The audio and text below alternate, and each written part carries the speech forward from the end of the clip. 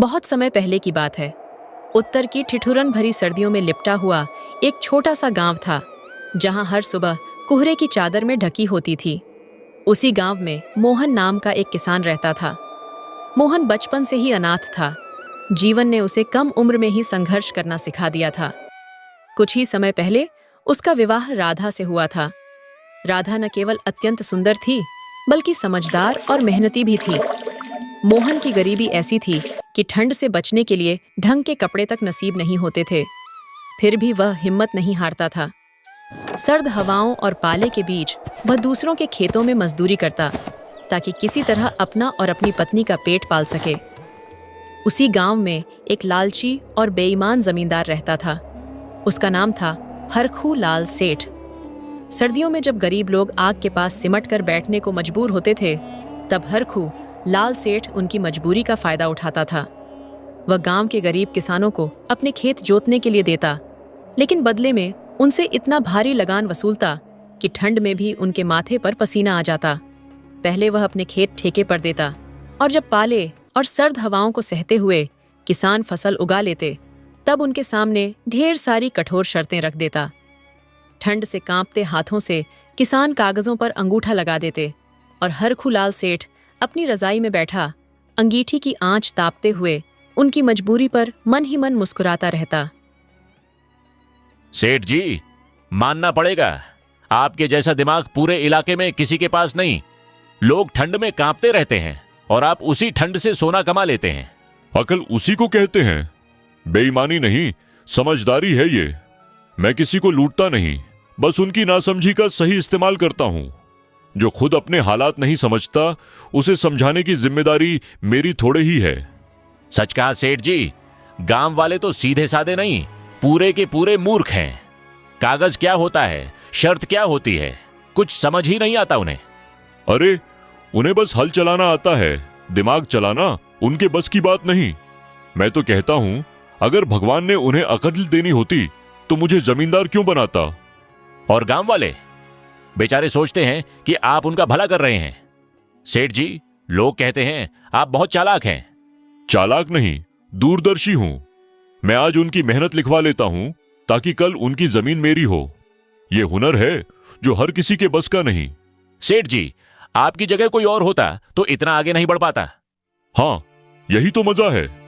उन्हें लगता है मैं मसीहा हूं और मैं उनकी किस्मत का सौदागर। ठंड में रजाई मेरी मोटी होती जाती है और उनकी उम्मीदें पतली। इसलिए तो मैं हरखू लाल सेठ हूं। गांव वाले खेत जोतते रहेंगे और मैं उनकी जिंदगी के कागज जोतता रहूंगा। जब तक ये लोग डरते रहेंगे, तब तक मेरी तारीफ होती रहेगी।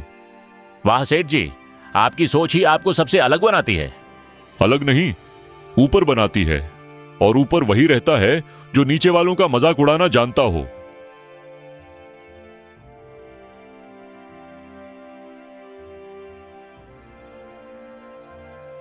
जमींदार अपने नौकर से ये सारी बातें कर ही रहा था कि तभी वहां मोहन आ पहुंचा। ठंड की वजह से उसका बदन कांप रहा था और चेहरे पर थकान साफ झलक रही थी। अपने हालात से वह काफी हद तक परेशान हो चुका था, इसलिए हिम्मत जुटाकर वह जमींदार के सामने खड़ा हुआ, मानो सर्दी और मजबूरी दोनों से एक साथ लड़ रहा हो।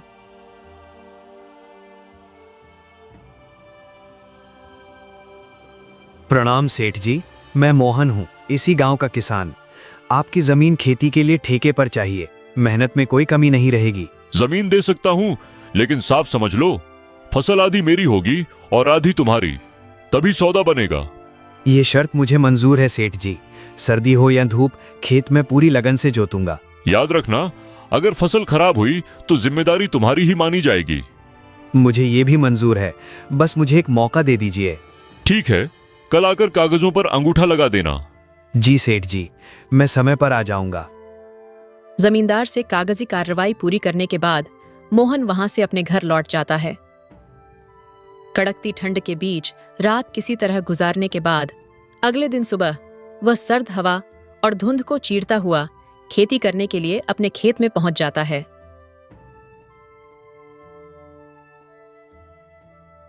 इस बार ढील नहीं चलेगी मोहन।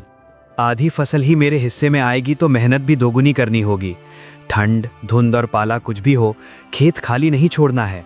अगर मैंने आज जी जान लगा दी तभी मेरे हिस्से में कुछ बचेगा, वरना सब हाथ से निकल जाएगा।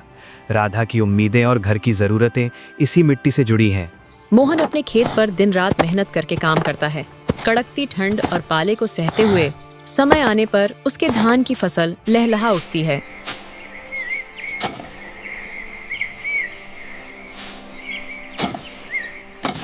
उसकी उगाई हुई भरपूर फसल की खबर जल्द ही जमींदार के कानों तक भी पहुंच जाती है। सेठ जी, एक जरूरी खबर लेकर आया हूँ। मोहन आज अपने खेत में धान की फसल की कटाई कर रहा है। खेत देखकर आंखें ठहर जाती हैं। फसल खूब लहलहा रही है। दिन रात की मेहनत साफ नजर आ रही है। लगता है इस बार पैदावार अच्छी हुई है। अच्छा, तो आज ही कटाई शुरू कर दी है उसने। जब फसल खेत में खड़ी हो और किसान खुश हो तभी वहां पहुंचना चाहिए। आधी फसल मेरी है और उसे ये बात आज ही याद दिलानी होगी। मैं अभी खेत पर चलता हूं, वहीं सब कुछ अपनी आंखों से देखूंगा।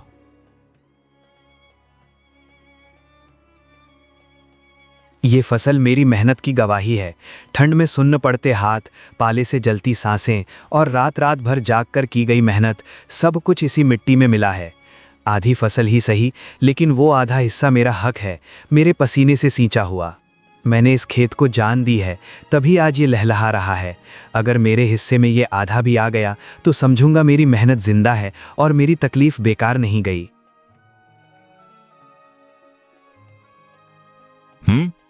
फसल तो सच में खूब हुई है।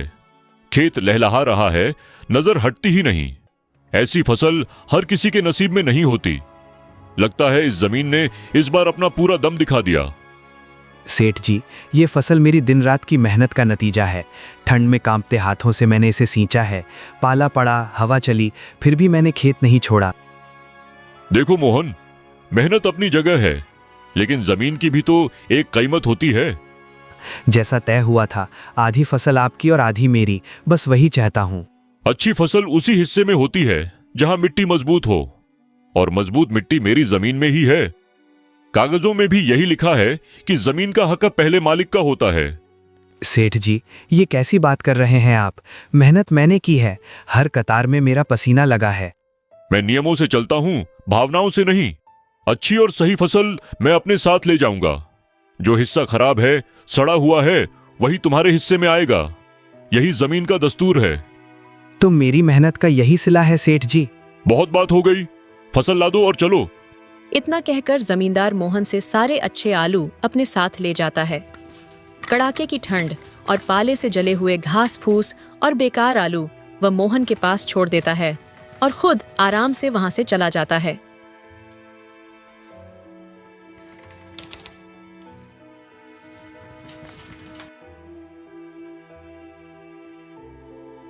तो यही अंजाम था मेरी मेहनत का। जिन हाथों ने इस मिट्टी को सींचा, वही हाथ आज खाली रह गए। दिन रात जो पसीना बहाया, वो सब किसी और की गाड़ी में भरकर चला गया। ठंड और पाले से जली ये बेकार फसल मेरे हिस्से में रह गई, जैसे मेरी तकलीफ की पहचान हो। मैंने खेत को अपना समझकर जोता था, पर हक आज भी मेरा नहीं निकला। लगता है जैसे मेरी मेहनत को ही मुझसे छीन लिया गया हो और मैं बस देखता रह गया। मोहन पूरी तरह टूट चुका था। ठंड में कांपते हुए जिस फसल को उसने दिन रात खून पसीना एक किया था, वह सब एक ही झटके में जमींदार ने उससे छीन ली। उसकी मेहनत का फल किसी और की झोली में चला गया और मोहन के हिस्से में बस सड़े गले आलू और टूटी हुई उम्मीदें रह गईं। भारी मन और बुझी आंखों के साथ वह घर लौटा।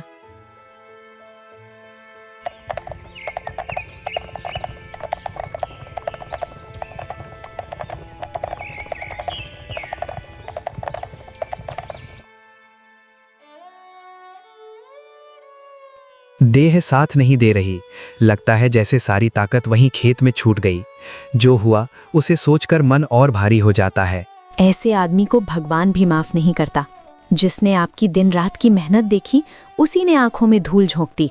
जमीन का नाम लेकर उसने जो किया, वो सरासर जुल्म है। अब क्या ही कहा जाए। कागज उसके, ताकत उसके हाथ में थी। कागज का सहारा लेकर पसीना लूटना आसान होता है।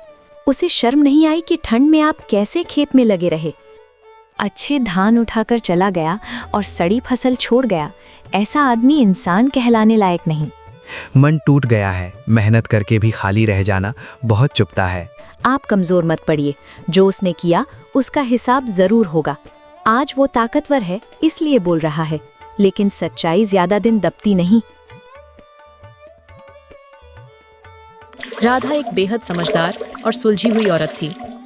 मोहन की बातें सुनकर और उसकी बिगड़ती हालत देखकर उसका मन भीतर तक दुख से भर जाता था।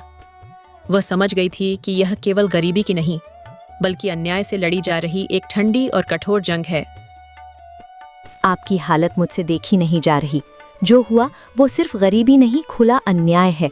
अगर ऐसे ही चुप रहे तो हर बार वही होगा। मैंने ठान लिया है, कल मैं खुद जमींदार के पास जाऊंगी और उसके खेत ठेके पर मांगूंगी। तुम वहां जाओगी? वो आदमी सीधा नहीं है, मुझे डर है कहीं तुम्हें भी घुमा न दे। डर में जीकर कुछ नहीं बदलेगा। उसने आपकी मेहनत छीनी है। लेकिन वो जमीन का नाम लेकर फिर वही करेगा। अब बात कागज और शर्तों की साफ होगी। मैं गोल बात नहीं करने दूंगी। इस बार शर्त मैं समझ कर रखवाऊंगी। खेत ठेके पर होगा तो हिस्सा और हिसाब दोनों साफ होंगे। आपकी तबीयत अभी साथ नहीं दे रही, इसलिए ये कदम मुझे उठाना होगा। अगर तुम्हें लगता है कि इससे रास्ता निकलेगा तो जाओ, बस संभल कर बात करना।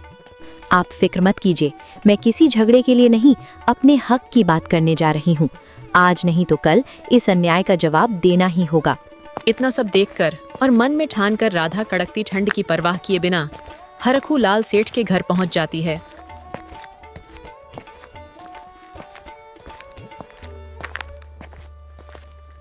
उसके कदमों में डर नहीं, बल्कि अपने पति के हक के लिए खड़ा होने का साहस साफ झलक रहा था।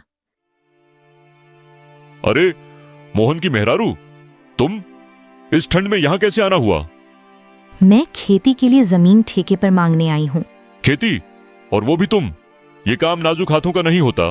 हल पकड़ना, ठंड और धूप सहना, ये सब मर्दों के बस की बात है। घर का चूल्हा ही संभालो, वही तुम्हारे लिए ठीक है। मेहनत हाथ की मजबूती नहीं देखती, नियत देखती है। औरत है, अनुभव नहीं होगा, शर्तों में फंसा दूंगा।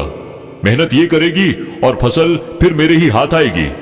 पहले मोहन को ठगा, अब इसे ठगना और आसान होगा।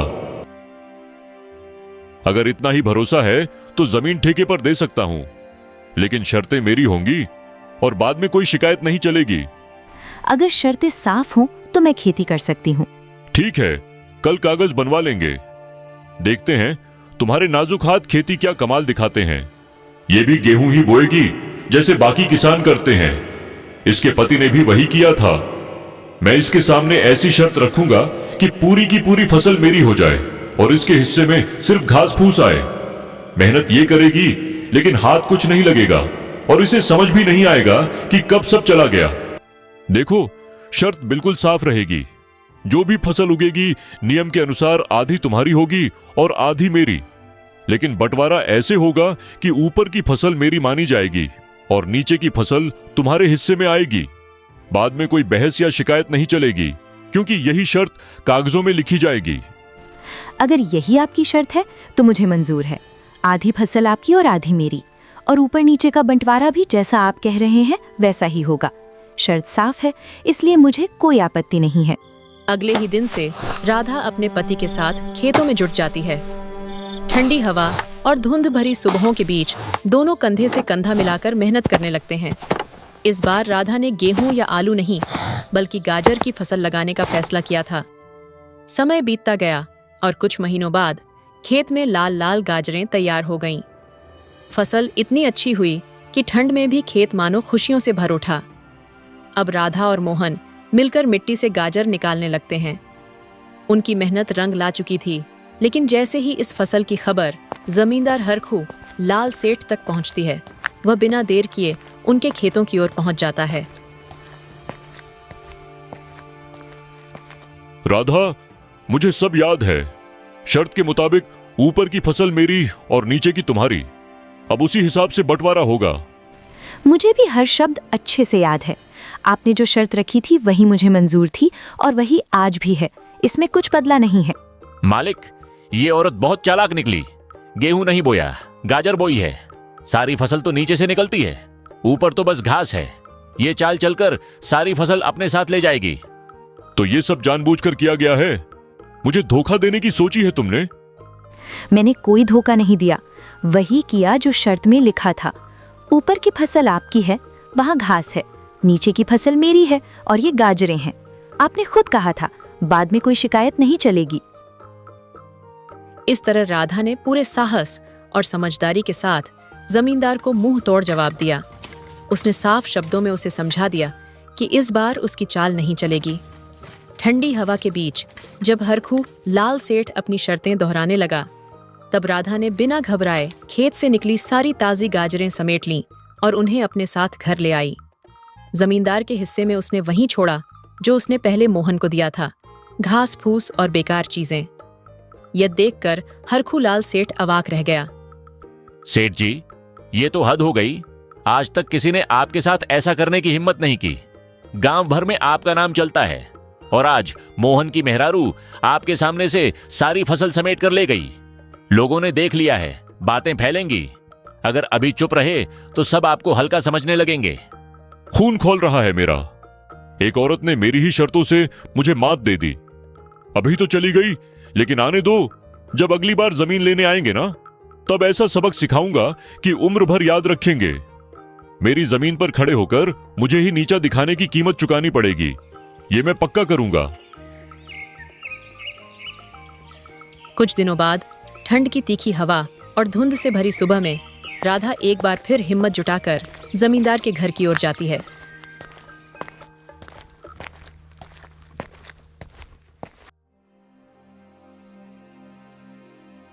तुम फिर यहां कैसे आ गई? मैं खेती के लिए जमीन ठेके पर मांगने आई हूँ। मेहनत करके अपना घर चलाना चाहती हूँ, बस यही मकसद है। अच्छा मौका है सबक सिखाने का। इस बार ऐसी शर्त रखूंगा कि कुछ भी हाथ न लगे। ठीक है, जमीन दे दूंगा, लेकिन इस बार शर्त अलग होगी। फसल के नीचे का हिस्सा मेरा होगा और ऊपर का हिस्सा तुम्हारा। बाद में कोई बहस नहीं चलेगी। अगर यही आपकी शर्त है तो मुझे मंजूर है। जो तय होगा वही होगा। इस तरह राधा जमींदार से एक बार फिर समझदारी से सौदा करके घर लौट आती है।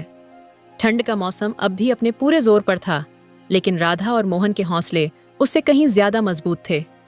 दोनों फिर से साथ साथ खेतों में मेहनत करने लगते हैं। इस बार राधा ने सोच समझकर सरसों की फसल उगाने का फैसला किया। कड़कती सर्दी और ठंडी हवाओं के बीच खेतों में सरसों बोई जाती है और राधा मन ही मन जानती थी कि इस बार कहानी एक नया मोड़ लेने वाली है।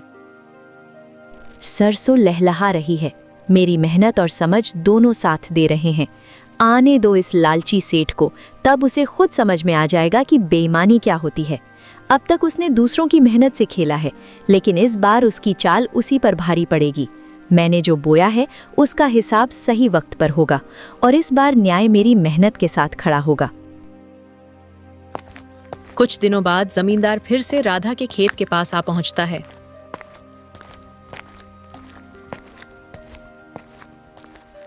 जैसे ही उसकी नजर खेत में लहलहाती सरसों की फसल पर पड़ती है, तो उसकी आंखें फैल जाती हैं और दिमाग चकरा जाता है, क्योंकि इस बार खेत में दिखाई दे रही हरियाली उसकी चालों से कहीं ज्यादा आगे निकल चुकी थी। ये क्या देख रहा हूं मैं? पूरी सरसों लहलहा रही है और मेरे हिस्से में सिर्फ जड़ें निकली हैं। मोहन की मेहरारू ने फिर चाल चल दी। शर्त तो मेरी ही थी, नीचे का हिस्सा मेरा, और वही मिला। लेकिन सोचा नहीं था कि नीचे सिर्फ बेकार जड़ें होंगी। ऊपर की सारी फसल, दाने और हरियाली वो अपने साथ ले जाएगी। पिछली बार भी यूं ही मुझे उलझाया था और इस बार तो सीधा नुकसान कर दिया। मेरा दिमाग घूम गया है, समझ में नहीं आ रहा कि ये औरत इतनी अक्ल कहां से ले आई। नमस्ते सेठ जी, आपको सब याद ही होगा जो शर्त आपने खुद तय की थी। फसल का नीचे वाला हिस्सा आपका और ऊपर वाला हिस्सा मेरा।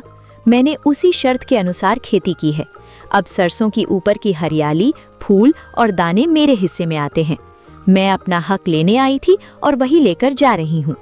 आपने कहा था कि बाद में कोई शिकायत नहीं चलेगी, इसलिए मैं बिना किसी बहस के अपनी फसल समेट कर जा रही हूँ। इस तरह अपनी चतुराई और सूझबूझ से राधा ने एक बार फिर जमींदार हरखू लाल सेठ को मूर्ख बना दिया था। अपनी ही चाल में फंसकर जमींदार को दोबारा धोखा खाना पड़ा और वह गुस्से से तिलमिला उठा, क्योंकि उसे अब समझ आने लगा था कि राधा को हर बार मात देना उसके बस की बात नहीं। सेठ जी, मानना पड़ेगा, उसने तो आपको बहुत ही सफाई से मात दे दी। बिना ऊंची आवाज किए, बिना झगड़ा किए सारी फसल भी समेट कर ले गई और आपको कुछ कहने का मौका तक नहीं दिया। गांव वाले भी देख रहे थे। सबको समझ आ गया कि इस बार भी बाजी उसी के हाथ लगी है। ऐसा लग रहा है जैसे उसने पहले से सब सोच रखा था और आपको आपकी ही शर्तों में बांध दिया। बस कर, खून खौल रहा है मेरा। एक औरत ने बार बार मुझे नीचा दिखाया है। आज तो निकल गई, लेकिन अगली बार जब जमीन लेने आएगी ना, तब ऐसा सबक सिखाऊंगा कि जिंदगी भर याद रखेगी। तब उसे पता चलेगा कि हरखू लाल सेठ क्या चीज है। मेरी जमीन पर खड़े होकर मुझे ही मात देने का अंजाम अब उसे भुगतना पड़ेगा। राधा ने सरसों की फसल की कटाई की और उसे अपने साथ घर ले आई। इस बार उसने उस फसल का एक हिस्सा गांव के गरीब और असहाय लोगों में बांट दिया, ताकि ठंड के दिनों में किसी का चूल्हा ठंडा न पड़े। राधा और मोहन का मन सुकून और खुशी से भर उठा।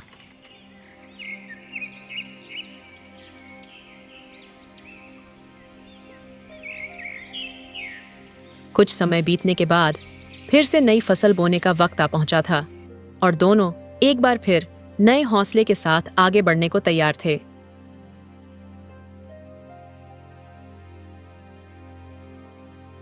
फिर से बोनी का समय आ गया है। हाथ पर हाथ धरकर बैठने से कुछ नहीं होगा। सेठ रोज रोज लोगों को दबाता है, पर हर बार उसकी ही शर्तें उस पर भारी पड़ती हैं। इस बार भी मैं उसके पास जाऊंगी, खेत ठेके पर मांगूंगी। देखा जाएगा कि उसकी चाल कितनी चलती है। जब तक ऐसे लोग गरीब का हक मारते रहेंगे, तब तक चुप बैठना ठीक नहीं। जो समझ से काम लेगा वही टिकेगा। यह सब सोच विचार कर राधा एक बार फिर खेत ठेके पर लेने के लिए जमींदार के घर पहुंच जाती है।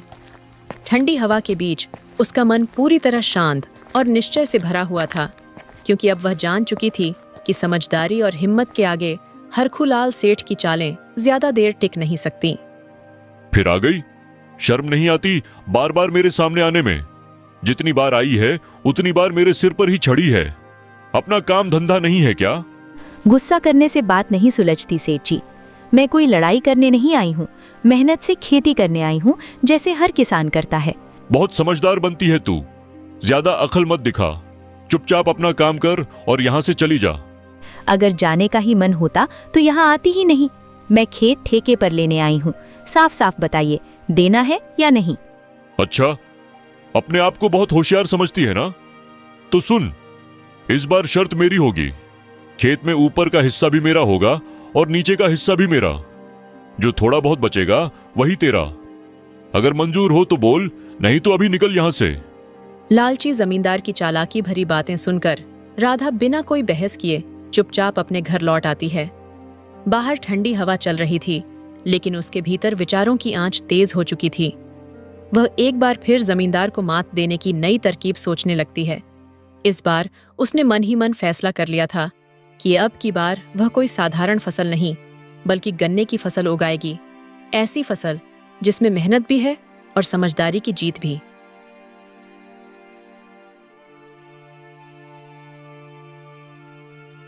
आजकल मैं तुम्हें देखता हूं तो मन भर आता है। बिना ऊंची आवाज किए, बिना किसी से उलझे, तुम हर बात को ऐसे सुलझा लेती हो कि सामने वाला खुद हार मान ले। मैंने तो कभी सोचा भी नहीं था कि कोई इतने सधे ढंग से अन्याय के सामने खड़ा हो सकता है। कुछ खास नहीं किया है। जब जिंदगी बार बार दबाने की कोशिश करे तो इंसान सीख ही जाता है कि चुप रहकर कब और कैसे बोलना है। नहीं, ये खास ही है। जिस दिन से तुमने हालात को अपने हाथ में लिया है, उसी दिन से मुझे लगता है कि मैं अकेला नहीं हूँ। तुम्हारी समझ और हिम्मत ने मुझे फिर से खड़ा कर दिया। लोग ताकत को डर में ढूंढते हैं, लेकिन तुमने दिखा दिया कि असली ताकत अक्ल और धैर्य में होती है। बस इतना समझ लो कि जब तक हम एक दूसरे का साथ देंगे, तब तक कोई हमें कमजोर नहीं कर सकता। कुछ महीनों बाद जब ठंड धीरे धीरे ढलने लगी थी, लालची जमींदार और उसका आदमी राधा के खेत की ओर चल देते हैं। उनके मन में लालच और चालाकी भरी उम्मीदें थीं, जबकि खेत में उग रही फसल एक बार फिर उनकी सोच को उलटने वाली थी। इस बार तो खेल पूरा मेरा है। शर्त ऐसी रखी है कि कुछ भी बचना नहीं चाहिए। ऊपर भी मेरा, नीचे भी मेरा। अब देखता हूं बीच से क्या जादू निकलता है। हर बार खुद को बहुत होशियार समझती है, लेकिन आखिर जमीन मेरी है। आज सारा माल मेरे ही गोदाम जाएगा। सेठ जी, आपकी अक्ल का कोई जोड़ नहीं। आप जैसा दिमाग पूरे इलाके में किसी का नहीं। वो औरत क्या जाने चाल और शर्त का मतलब। इस बार तो उसने खुद ही अपने पैर पर कुल्हाड़ी मारी है। गांव वाले तो पहले ही कह रहे थे, सेठ जी इस बार तो आपकी जीत पक्की है। वो तो बस हवा में उड़ रही थी। हाँ, वही तो 2-4 दांव चलकर अपने आप को शेरनी समझने लगी थी। हर बार किस्मत साथ दे दे ऐसा थोड़े ही होता है। आज देखेंगे उसकी समझदारी कहां जाती है। आज उसकी उड़ान जमीन पर उतरेगी। जब खाली हाथ लौटेगी ना, तब समझ आएगा कि हरखू लाल सेठ से टक्कर लेना आसान नहीं होता। इस तरह बातें करते हुए दोनों राधा के खेत पर पहुंचते हैं। खेत में कदम रखते ही उनकी आंखें फैल जाती हैं। चारों ओर ऊंचे ऊंचे हरे गन्ने लहलहा रहे थे। यह देखकर दोनों हैरान रह जाते हैं कि इस बार राधा ने गन्ने की खेती की थी और जमींदार समझ नहीं पा रहा था कि अब उसकी चाल किस तरह उलटी पड़ने वाली है। मालिक, अब की तो सच में गजब हो गया। चारों तरफ ऊंचे ऊंचे गन्ने खड़े हैं। लगता है मोहन की मेहरारू ने आपको फिर से मात दे दी। हम तो समझे थे इस बार सब आपके हाथ आएगा, पर इसने तो पूरा खेल ही पलट दिया। हाँ, अब समझ में आ रहा है। मेरी ही शर्त के मुताबिक ऊपर और नीचे का हिस्सा मेरा होगा और बीच का हिस्सा वो ले जाएगी। इसका मतलब साफ है, इस बार भी मेरे हाथ कुछ खास नहीं लगने वाला। न ऊपर काम का, न नीचे ढंग का। बीच का सारा गन्ना वही ले जाएगी। मान गया मैं मोहन की मेहरारू के दिमाग को। बार बार मेरी ही चाल मुझे उलटी पड़ जाती है।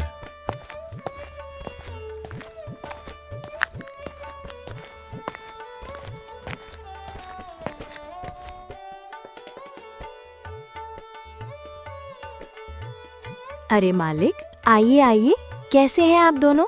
बड़े दिनों बाद आना हुआ। लगता है आपस में कुछ खास बात चल रही है। जरा हमें भी बताइए, क्या खुसुर फुसुर हो रही है? अरे, फिर से तूने मेरे साथ धोखा कर दिया। हर बार कोई ना कोई चाल चल लेती है। मैंने तो साफ शर्त रखी थी, फिर भी इस बार भी मेरा हिसाब उलटा पड़ गया। लगता है जानबूझकर मुझे फंसाने आई थी। सेठ जी, हर बार आपने जो कहा वही माना गया। न ज्यादा लिया न कम। ऊपर और नीचे आपने खुद चुना था। बीच का हिस्सा हमारे हिस्से में आया तो इसमें हमारी क्या गलती? शर्त आपकी थी और खेती हमने उसी हिसाब से की। धोखा कैसा सेठ जी, आपने खुद शर्त रखी थी। आपके कहे मुताबिक ऊपर का हिस्सा भी आपका है और नीचे का भी आपका। जो बीच का हिस्सा है वही हमारा बनता है। हमने तो वही किया जो तय हुआ था।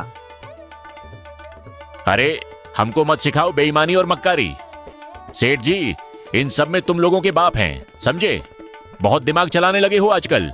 ये खेत भी हमारा है और इसमें उगी सारी फसल भी हमारी ही है। ज्यादा होशियारी दिखाई तो अंजाम ठीक नहीं होगा। सीधे सीधे मान लो, वरना बाद में रोते फिरोगे। चुप रहे तू, ज्यादा मत बोल। आज जो हमारे साथ हुआ है वो हमारी ही करनी का नतीजा है।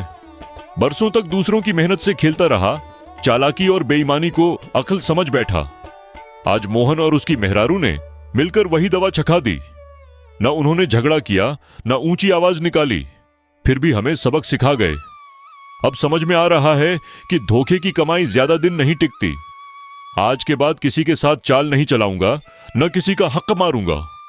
जो बोया था वही काटना पड़ा, और ये बात मैं जिंदगी भर याद रखूंगा। आज मन को बड़ा सुकून मिला है। आपने जो बात मानी वही हमारे लिए सबसे बड़ी जीत है। किसान की जिंदगी आसान नहीं होती। कभी मौसम मार देता है, कभी मेहनत बेकार चली जाती है। फिर भी किसान खेत नहीं छोड़ता, क्योंकि उसी से उसका घर चलता है। जब ऐसे में कोई जमींदार उसकी मजबूरी का फायदा उठाता है तो दर्द और बढ़ जाता है। अगर आज आपको ये समझ आ गया कि गरीब की मेहनत से खेलना पाप है, तो समझिए हमारी सारी तकलीफ सफल हो गई।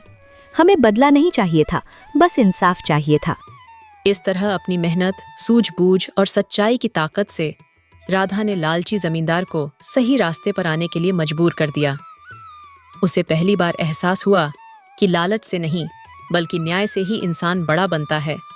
अपनी गलती स्वीकार करते हुए जमींदार ने गांव के सभी गरीबों को उनकी जमीन के कागज लौटा दिए।